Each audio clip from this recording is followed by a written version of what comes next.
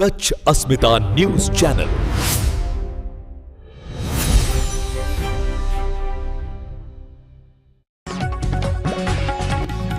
Kutch border range પોલીસે ગુજરાતની સંભવતઃ સૌથી મોટી અફીણની ગેરકાયદે ખેતીનો પર્દાફાશ કર્યો છે। રાપર તાલુકાના ભીમાસર ગામે અંદાજે 2 એકર જમીનમાં અફીણના છોડનું ગેરકાયદે વાવેતર કરવામાં આવ્યું હતું। પોલીસ દ્વારા સ્થળ પરથી કુલ 6,273 કિલો અફીણનો જથ્થો જપ્ત કરવામાં આવ્યો છે, જેની બજાર કિંમત રૂ. 9.41 કરોડથી વધુ આંકવામાં આવી રહી છે।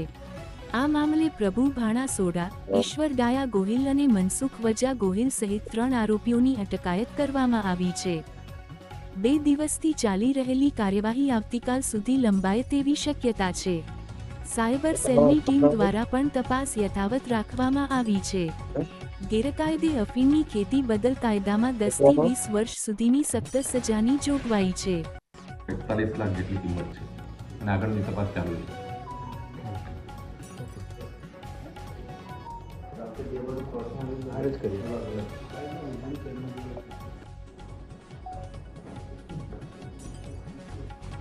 ફાઇલની જરૂર નથી।